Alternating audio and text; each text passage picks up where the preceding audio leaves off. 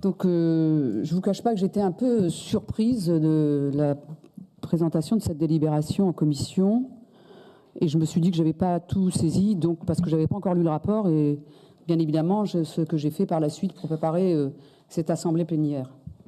Et il me semble très sincèrement que cette proposition, notamment sur la création de nouveaux dispositifs, Monsieur le Président, qu'une évolution particulièrement préoccupante qui pourrait s'avérer grave de conséquences concernant l'utilisation de l'argent public, accompagne le nouveau dispositif que vous nous proposez, concernant notamment l'aide aux équipements sportifs structurants d'intérêt régional. Précédemment, seules les collectivités et leurs groupements ou les associations sportives assurant la maîtrise d'ouvrage des projets étaient concernés par ce type de dispositif d'aide. Aujourd'hui, il est clairement proposé que la région puisse financer des porteurs de projets, quelle que soit, et je cite, leur nature juridique. Dans l'annexe 2, d'ailleurs, c'est très explicite. Dorénavant, les sociétés de type commercial, et je cite, les SASP, les SAOS, EUSRL, SEMSL, pourront percevoir une subvention publique, et remercier la région au passage, excusez-moi du lapsus. Ces sociétés privées pourront donc postuler et recevoir une subvention publique.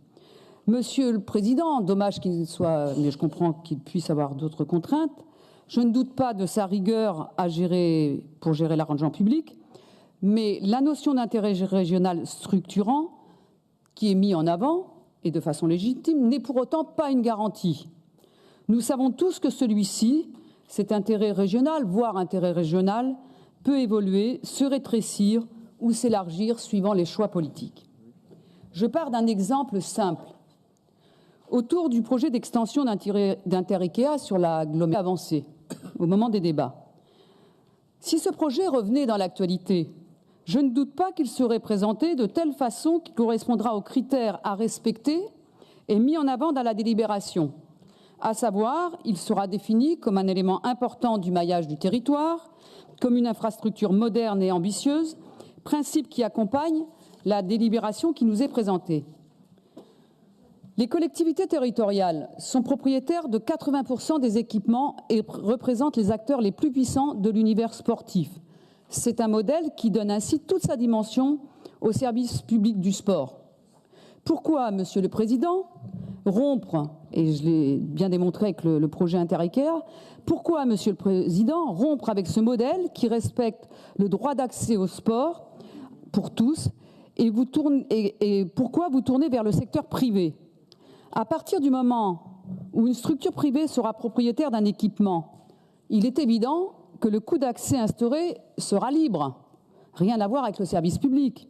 Au fil du temps, le niveau du billet d'entrée conduira de fait à éliminer un public populaire, voire familial. Ce fonctionnement fragilisera encore plus le service public du sport, déjà malmené par les politiques gouvernementales.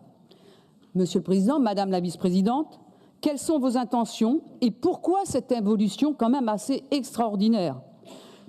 Pouvez-vous nous donner un exemple précis dans les projets de la région qui nécessitent du sortir du schéma précédent et du schéma en cours dans bien des régions?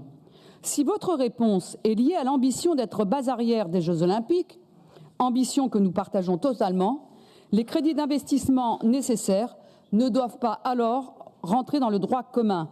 Ils doivent faire l'objet d'une enveloppe financière dédiée et complémentaire du budget habituel. Merci, Monsieur le Président, Madame la Vice-présidente, de nous apporter des réponses sur ce sujet quand même particulièrement important.